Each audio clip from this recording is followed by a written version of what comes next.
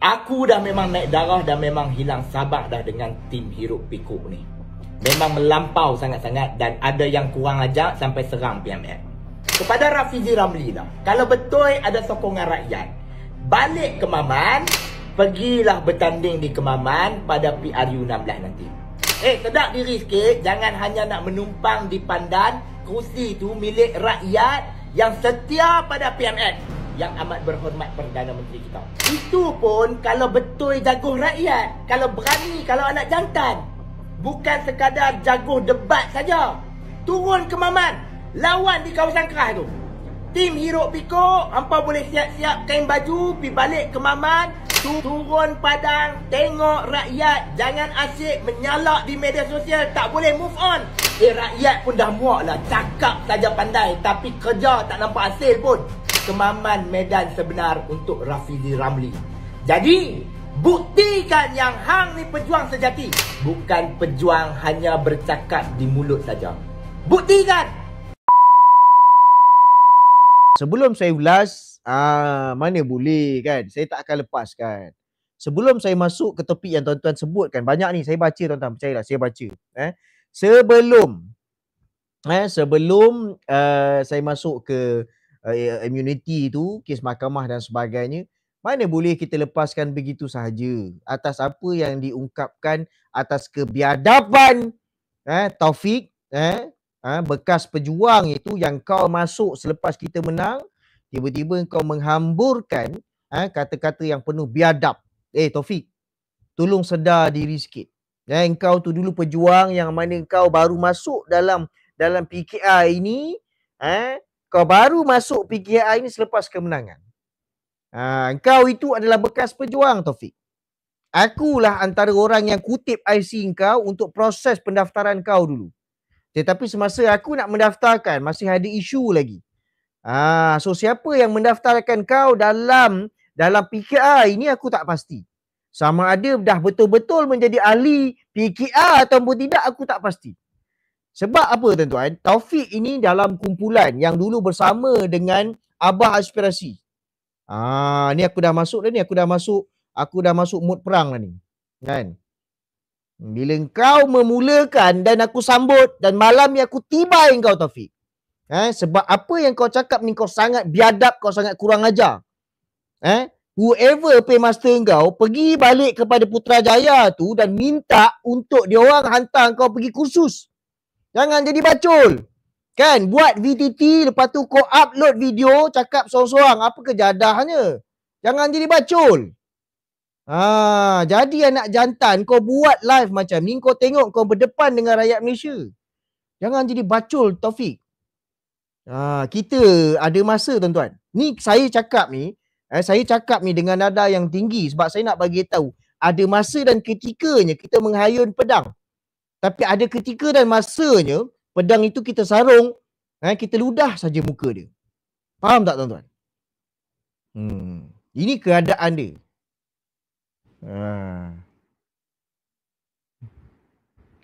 Tuan-tuan, apa berlaku tuan-tuan? Apa yang berlaku? Budak-budak Jacom telah pun block saya punya live di TikTok. Nampak tuan-tuan? Ini perangai mereka tuan-tuan. Saya tak tipu tuan. Betul, Titi kena block. Nampak tak betapa baculnya permainan mereka? Betapa baculnya permainan mereka tuan-tuan.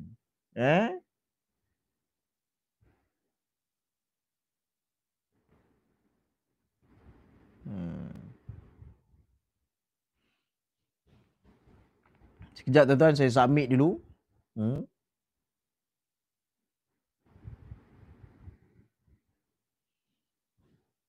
Saya dah submit dah. So ini keadaan dia. Maklumat yang saya dapat daripada orang dalam, dia tak gunakan budak-budak dah. Sebab Jacom dah tak berani bagi arahan dalam grup untuk buat report terhadap akaun saya. Tak berani tuan-tuan. So apa yang berlaku? Mereka terus buat aduan secara sendiri. Maknanya kepala-kepala ni direct dengan MC tuan-tuan. Nampak tak betapa baculnya mereka ini? Kan? Betapa baculnya mereka ini tuan-tuan. So ini akaun TikTok saya yang kedua, yang telah pun mereka dah nafikan. Cuma kali ini violation reason bukan lagi berkenaan dengan sexual exploitation, tetapi dikatakan dekat sini berkenaan dengan violent behaviours and criminal activities. Nampak? Tapi saya nak tengok dalam sampai satu masa dan ketika, apa lagi aduan yang kau nak create? Apa lagi aduan kau nak buat? Kan? Sebelum ini 4 kali tuan-tuan dia orang buat, kali ketiga, kali keempat dia orang gunakan sexual violation tadi. Dia kata aku promote seks. Sampai ada yang DM dia kata tuan punya tu, dia kata ada orang promotekan dia kata ada kupu-kupu yang terbang promotekan sexual activity. Saya cakap bukan. Pada malam keempat itu yang buat promotion tu dah tak ada, kurang. Kalau tengok mula-mula 1 dengan 2 tu lagi banyak. Nampak tak? So pada malam ini disebabkan apa alasan dia nak bagi? Violent behaviours and criminal activities. Koyak tuan-tuan. Sumber maklumat memang saya dapat. Tidak ada lagi arahan daripada JECOM turun kepada pegawai-pegawai bawah. Maknanya apa? Mereka terus direct daripada pimpinan ataupun pegawai atas direct kepada MC terus kepada syarikat TikTok. Ini cerita dia tuan-tuan. Tuan mention pedang kot. Come on lah. Orang yang jual binatang-binatang pedang tu tak ada masalah pun. Kan? Ini jiwa yang koyak lah tuan-tuan. Kalau pegawai TikTok ada kat sini, kan? Kalau official dia dengar pun dia tahu aku sedang membawa perumpamaan. Takkanlah dengar perkataan TikTok tengah keadaan SWAT tadi terus dipadamkan. Lembik sangatlah jawabnya tu, kan? Saya membawa perumpamaan. Ada masanya kau keluarkan kau punya pedang tu dan ada masanya kau simpan. Ini saya bercakap tadi soal Taufik. Jangan jadi bacul. Kita tengok apa yang berlaku sekarang ini bukan semata-mata cai-cai macam Taufik ni yang bacul. Pegawai-pegawai atas dia pun bacul, main MC terus. Nampak tak tuan? Ini keadaan dia. So, kenapa kau tak terima hakikat? Kan? Kalaulah Taufik itu tak membuat video yang biadab macam tu, saya tak jadi macam ni. Saya bagi tahu fakta ni. Saya bagi tahu fakta bahawa engkau dulu adalah budak pejuang. Engkau dulu adalah budak pejuang yang masuk, aku baru proses kau punya IC. Tak selesai. So soalan aku, adakah betul kau PKR? Sebab pada masa aku daftarkan, kau tak lepas lagi PKR. Ni saya nak bagi tahu ni. Supaya whoever paymaster dia, checklah balik budak-budak korang ni. Ini orang yang baru masuk selepas menang, lepas tu ada hati nak menghina YB Rafizi. Lepas tu dengan membuat cabaran-cabaran yang pada saya lekeh dan bodoh. Kan? Ada kepatut dia buat cabaran kalau berani bertanding dah dekat Kemaman, apa benda ni? Dia logik dia macam ni tuan-tuan. Orang pada kebiasaannya memulakan political career dia orang ni di tempat kampung masing-masing. Berbeza dengan YB Rafizi. Dia memulakan langkah pertama dia, parlimen pertama dia jauh daripada Kemaman. Nampak tak? Mencabar orang panglima MCA di Pandan itu. Ini kat mana kau punya logik tiba-tiba masuk balik dekat dia punya kampung halaman? Saya tak pergi tempat jauh tuan-tuan. Saya tak payah pergi jauh. Macam saya sendiri. Saya sendiri bergerak di Kuala Selangor. Sebab itulah grassroots saya, dekat situlah kampung saya. Nampak tak? So orang akan bertapak dekat kampung asal dia. Berbeza dengan YB Rafizi. Bermula di tapak yang dimiliki 2 penggal secara berturut-turut oleh Panglima MCA. Tapi bila dah panas, apa dia buat? Report lah, itu sahaja tuan-tuan. Bila dah panas, report, ambil tindakan. Saya tak panas ni tuan-tuan, saya gelak-gelak saja. Apa yang saya nak katakan berkenaan dengan Taufik ini, alright? Apa yang saya boleh katakan, untuk paymaster dia pergi check sama ada dia tu betul lah ke masuk PKR. Now aku cabar Taufik, kau tunjukkan kau punya nombor dan keahlian PKR kau. Kau jangan sembang saja. Kita jadi panas kan? Kita jadi panas. Sebab kau cerita berdegar-degar ni. Cara penyampaian kau, cara kau punya perdebatan kau pun. Kalau boleh lah aku kata art of perdebatan dekat situ kan. Sedangkan kau cuba buat video dan kau bercakap seorang-seorang. Tak usah layan Taufik Iskandar tu, Faizal Rahman. No. Masrur, saya kena jawab sebab itu dihantar oleh panglima atas mereka. Dia dihantar, tuan-tuan. Dia dihantar. Jadi whoever yang tampil ke depan, aku akan cantas seorang demi seorang. Jadi anak jantan dan berdebat mengikut fakta. Itu cerita dia. Kalau ikutkan saya tak payah. Saya memang tak nak layan, tuan-tuan. Saya cuma nak layan Harun je. Sebab sampai sekarang saya masih menantikan Harun punya data yang dia duk memperlekehkan data YB Rafizi. Ini cerita dia, tuan-tuan. Jadi aku percaya Taufik dan kawan-kawan Taufik yang lain, Cai Jekom, kau dengar pula dekat YouTube ni. Okey, kau tolong balas aku punya ujahan ni. Tu keadaan dia, tuan-tuan. Tapi terima kasih lah. Terima kasih dalam masa yang sama, tuan-tuan, saya perlu bagi kredit. Harun dah kena giliran Taufik, hentam je bro. Yes, kita akan hentam sebab kau biadab. Kau tolong sedar diri sikit. Dulu kau pejuang. PEJUANG, pejuang. Bila kau masuk dalam PH, kau masuk dalam PKR, tak tahulah dah rasmi ke belum, terus berubah menjadi PEJUWANG, pejuang. So, sebab itu saya up status pagi petang tadi, saya cakap, Jekom, orang-orang kat Putrajaya, kalau nak minta consultation, macam mana nak lantik panglima-panglima cyber, consult saya, nak minta consultation, DM saya, jangan malu-malu. Kalau begitulah korang punya panglima dengan Harunnya, dengan Wandahinya, dengan Taufiknya, melingkup, tuan-tuan. Kalau ada yang bersama dengan saya pada malam ini mengatakan, tak ada, PKR boleh menang dengan Wandahi, PKR boleh menang dengan Harun, dengan gaya Taufik tu, tolong bagi tahu saya. Tolong bagi tahu saya malam ni, saya baca komen satu persatu. Jangan risau, saya tak block. Tolong bagi tahu kalau begitulah gaya dia yang 6 orang tu tadi, PKR boleh menang, tolong tulis kat sini. Saya nak baca satu persatu. Ini cerita dia. Sekarang ini, tuan-tuan, ada ke? Ada yang melingkup. Dah jawab dah bawah ni. Melingkup, kan? Cumanya tadi tu awal sangat dia tutup.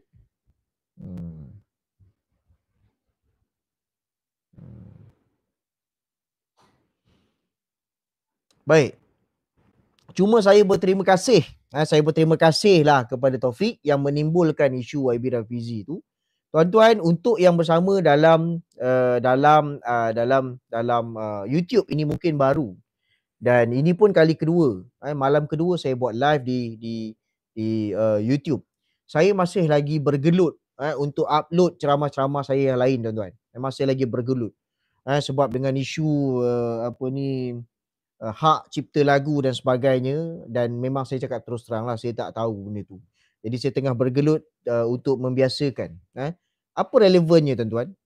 Relevan dia adalah dalam ceramah-ceramah saya yang sebelum ini, iaitu ceramah di awal-awal. Kalau tuan-tuan tengok dekat YouTube, saya letakkan siri. Siri 1, siri 12, siri 10. Jadi tuan-tuan terlepas siri 2, siri 3, siri 4. Banyak, tuan-tuan. Okey.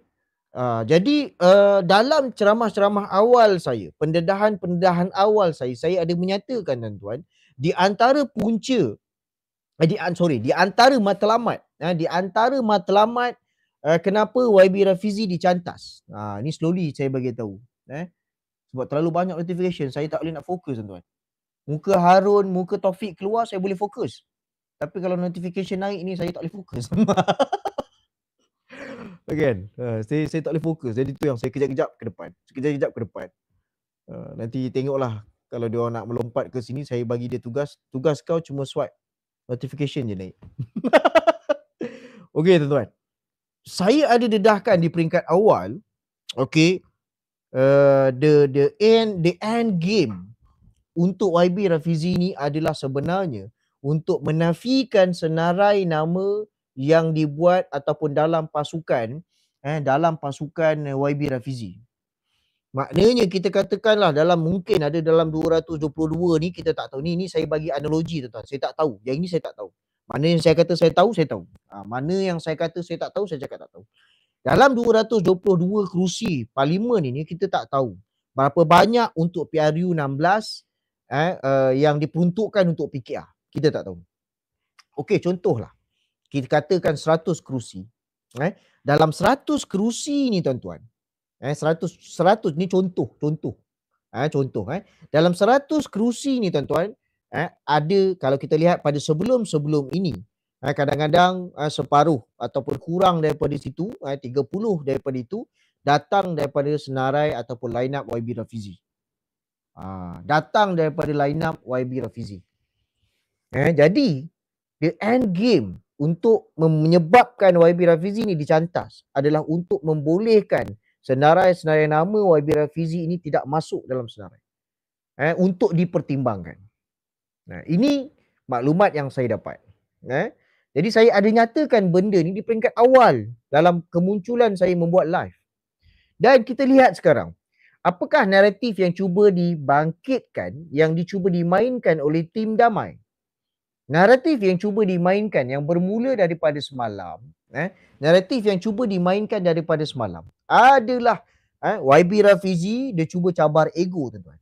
Dia cabar ego, kalau kau terror, kalau kau hebat, kalau kau ada dengan tim hero kau, kalau kau rasa panglima kau hebat, bagus, ramai, majoriti, pergilah ke Kemaman. Dan tuan-tuan perasan dalam beberapa room, diorang dah edit dah pun gambar YB Rafizi, konon-kononnya sebagai Menteri Besar, tuan-tuan, suka ataupun tidak, percaya ataupun tidak, itulah naratif yang mereka mainkan, yang memang berada dalam perancangan mereka untuk keluarkan YB Rafizi daripada Pandan itu, tuan-tuan. Ni saya bagi tahu. Sememangnya mereka nak keluarkan YB Rafizi itu daripada Pandan. Dia nak keluarkan YB Rafizi daripada Pandan atas whatsoever alasan-alasan yang direka. Kau dihantar untuk menawan Terengganu misalnya. Itulah keadaan dia. Malangnya naratif itu terpaksa ditimbulkan awal atas apa yang berlaku untuk lawan, untuk counter naratif sekarang ni. Jadi ada yang tanya semalam, ada tanya 2 hari lepas, ada yang tanya kepada saya yang Allahu Akbar, bahawa adakah YB Rafizi itu akan dibuang? YB Rafizi tidak akan dibuang, tetapi ada kemungkinan dia digantung. Dari di saat akhir untuk bertanding tu nanti PRU 16 dia digantung. Bila dia digantung, maka dia tak boleh tanding juga. Nampak tak? Sama je. Dia punya end game tu sama, tuan-tuan. Nak keluarkan YB Rafizi ini dan nak memasukkan somebody di tempat YB Rafizi itu untuk secure kemenangan. Beza dia, tuan-tuan, YB Rafizi ini tidak termakan dengan momokan emosi.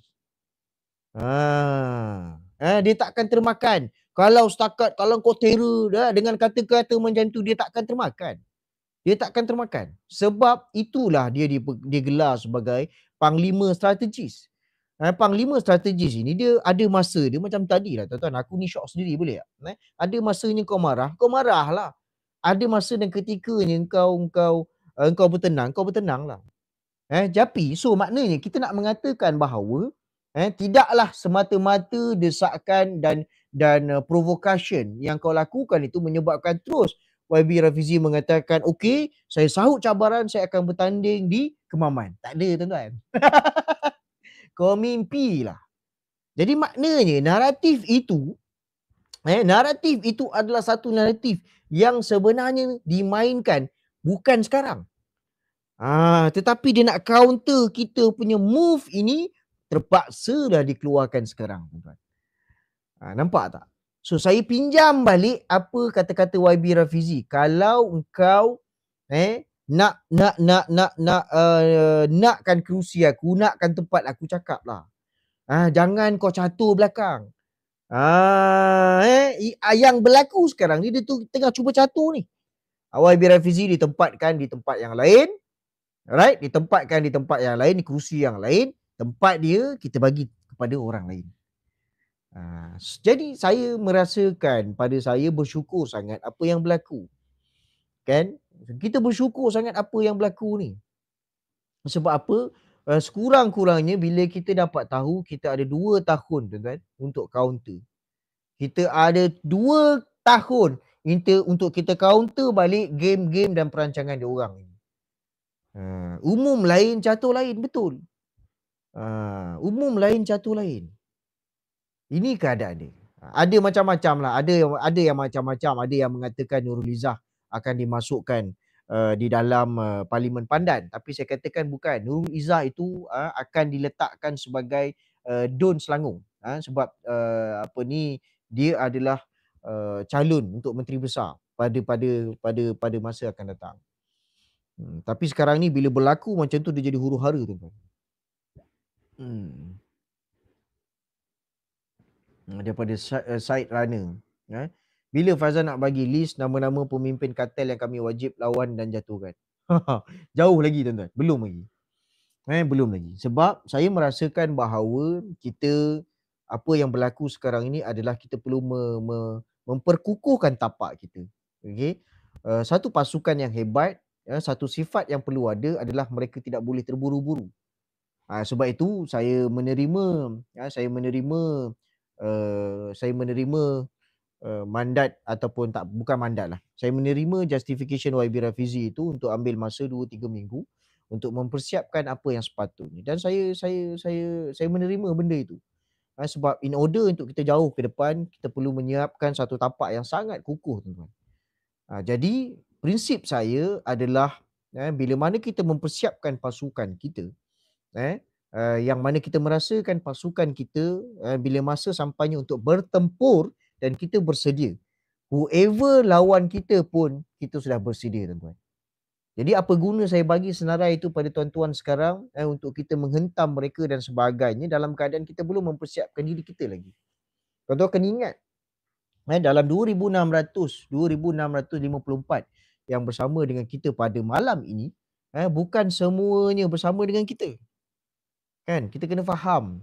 Ada lagi, adalah mata-mata Jacom yang koyak, mungkin tak puas hati tadi, dia dah berpuas hati dengan menutup kita punya satu live di TikTok.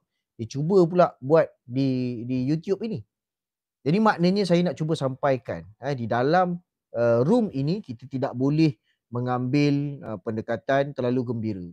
Dalam 2600 ada di kalangan kita ini walaun yang mendengar dan menapis dan tugas dia dengar dan catat untuk dihantar balik ke pusat ataupun HQ diorang. Macam tu kan dengan Cai-Cai Jacom. Selain daripada Cai-Cai Jacom, Cai-Cai PMO pun ada, tuan-tuan. Banyak. Jadi kita bercampur dalam ni, tuan-tuan. Cuma kenapa saya sebut? Sebab ini kita sedang berada di dalam medan pertempuran yang kita merasakan di depannya tak ada apa-apa yang berlaku tetapi bergelodak di bawahnya, tuan-tuan. Baik. Boleh, tuan-tuan saya selang-selangkan kalau ada soalan, saya tolong jawab, saya cuba untuk jawab. Jadi sebab itu saya ucapkan ribuan terima kasih kepada Taufik tadi apabila dia mendedahkan benda itu, mencabar YB Rafizi dan ada room. Ini bukan kebetulan, tuan-tuan. Itu adalah satu naratif. Bagaimana kononnya YB Rafizi dicabar untuk bertanding di Terengganu. Malam ni saya bagi tahu YB Rafizi tak ada rasa luak pun dengan cabaran-cabaran murahan macam itu. Cuma kita sebagai orang yang berada di bawah dia, kita merasakan sangat marah dan kita merasakan sangat sakit hati, dan saya educate apa yang VTT saya keluarkan pagi tadi. Right? Kita tak ada masalah untuk berbeza pandangan. Kita tak ada masalah untuk kau meninggikan suara pada poin-poin yang kau rasa kau nak tekankan. Tetapi kau jangan biadab dan jangan kurang ajar. Sebab kau tu daripada pejuang. Itu cerita dia. Jadi kena ingat di saat YB Rafizi berjuang sekian lama di dalam PKR ini, engkau itu tidak ada. Taufik, engkau itu tidak ada lagi. Kau tak wujud lagi. Jadi sebab itu saya kata sangat-sangat teruk Sangat-sangat teruk. Siapakah ataupun paymaster yang memberikan skrip kepada diorang ini, saya rasa diorang ni memang sangat-sangat desperate. Sangat-sangat desperate. Bagi skrip kau bantai YB Rafizi. Adakah kau ingat YB Rafizi akan koyak? Takkan koyak, tuan-tuan. Sebagaimana kau bantai aku. Kan? Kau ulang beribu kali. Beribu kali kau cakap lawyer 88, lawyer 88. Ada aku koyak? Aku tak koyak. Sekejap, tuan-tuan. Ada yang bagi cadangan tadi ni untuk minta saya live di Facebook. Saya cuba tengok masuk macam mana.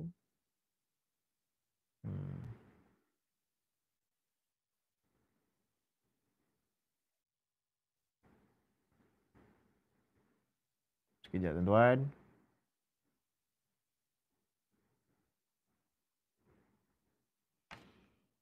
Alright. Tengah loading. Alright. Okay, dah masuk. Jadi kita tengok macam mana.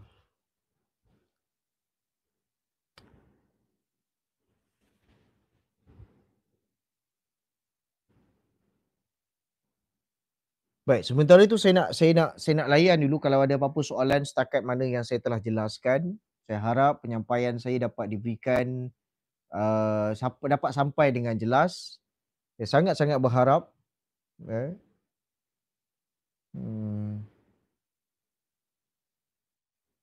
Masalah akaun TikTok ni dia perlukan akaun email kan.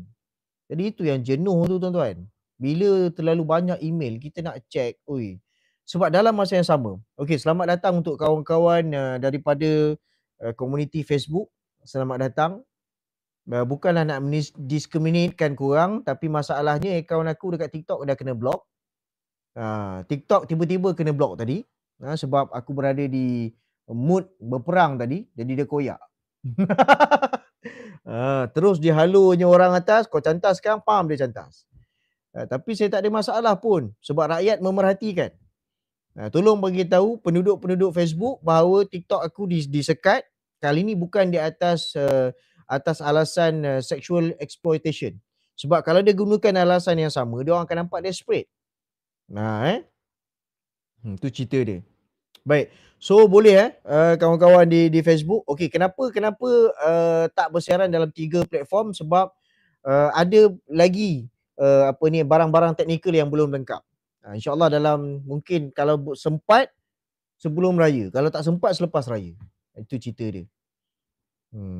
Baik. Amuruddin dah mula risau Tengku Zafrul nak bertanding tempat dia.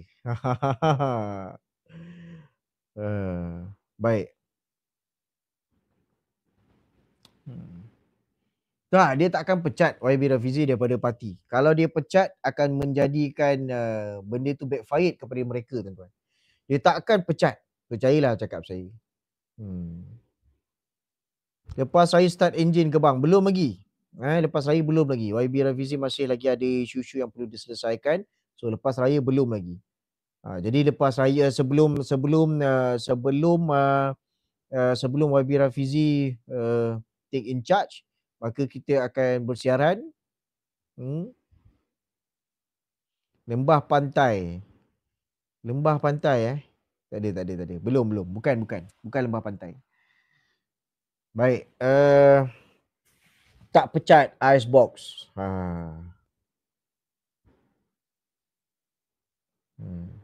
Jadi tuan-tuan, saya nak masuk dalam satu topik. Closing untuk Taufik dan Harun. Sebelum saya masuk topik lain. Sebab baru 11.30 sekarang ni. Boleh tuan-tuan? Saya nak menyatakan begini.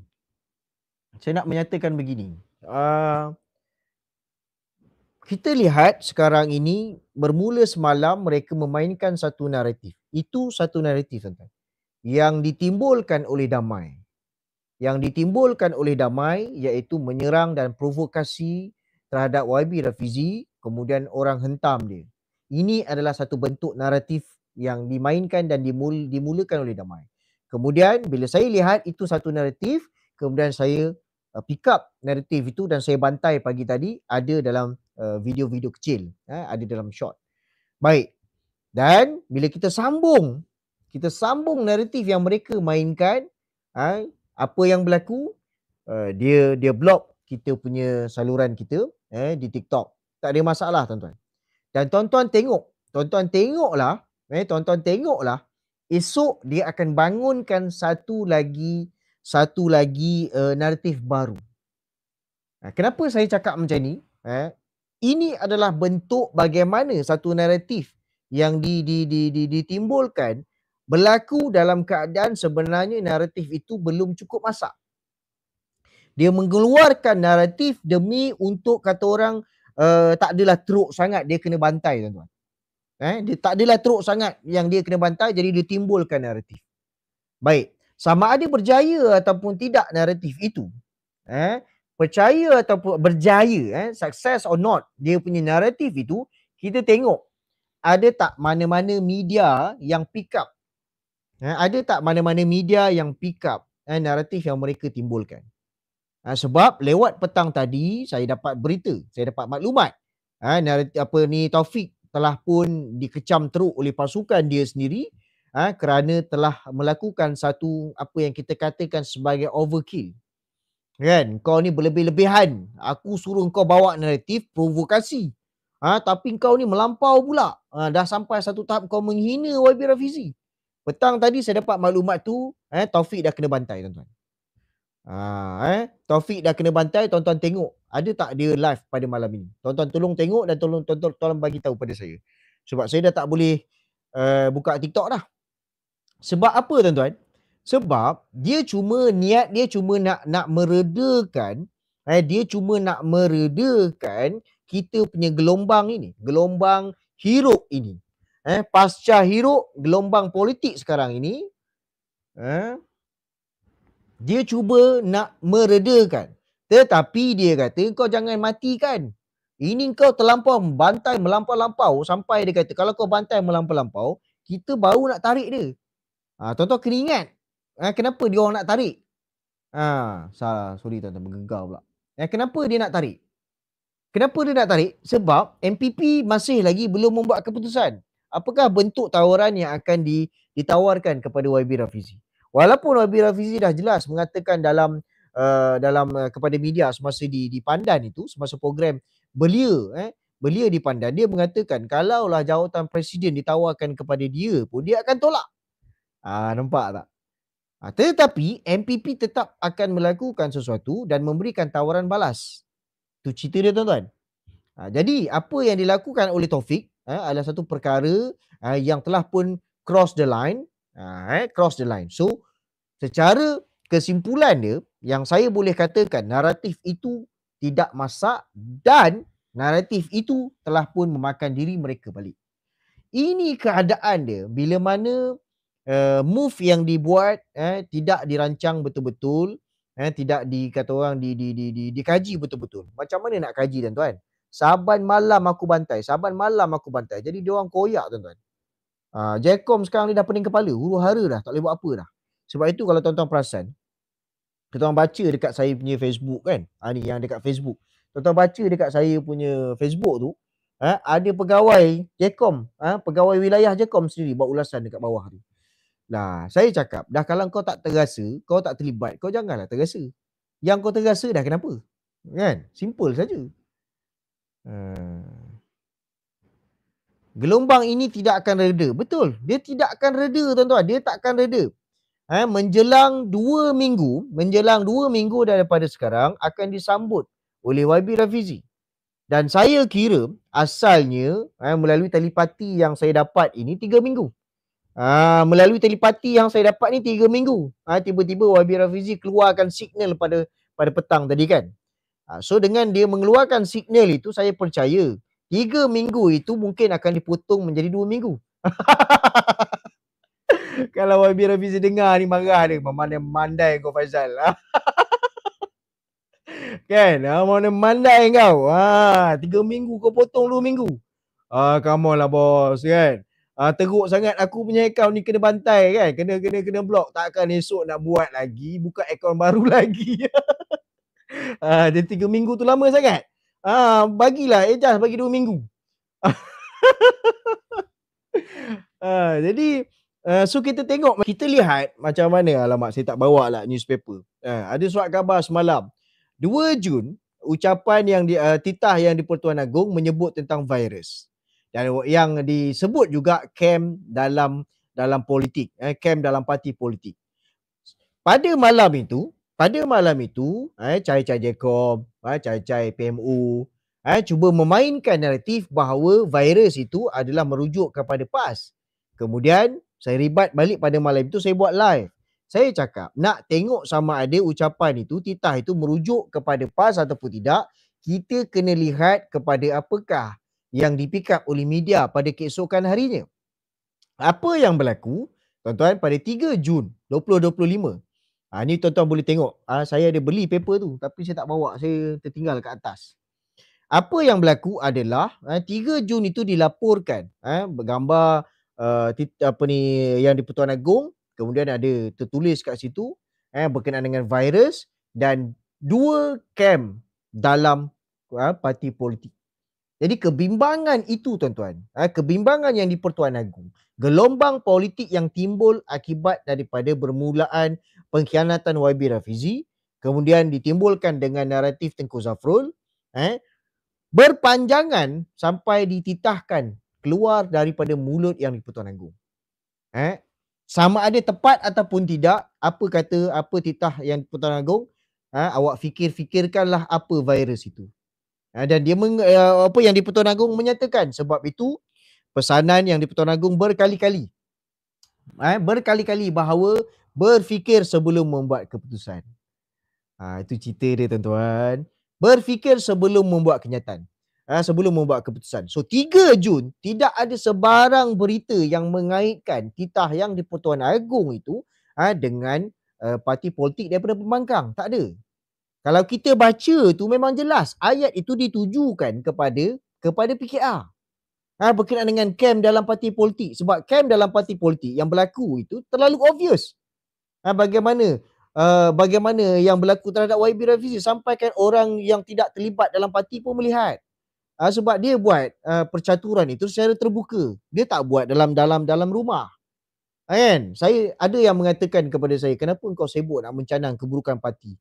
Kenapa kau nak membuka keaiban dalam kain? Saya cakap, keaiban celah kain celah mana ni? Aku cakap, bila kau bom kau punya rumah sendiri, adakah kau fikir jiran rumah kau tak dengar? Berlaku letupan dekat dapur, gas tong hijau kau meletup.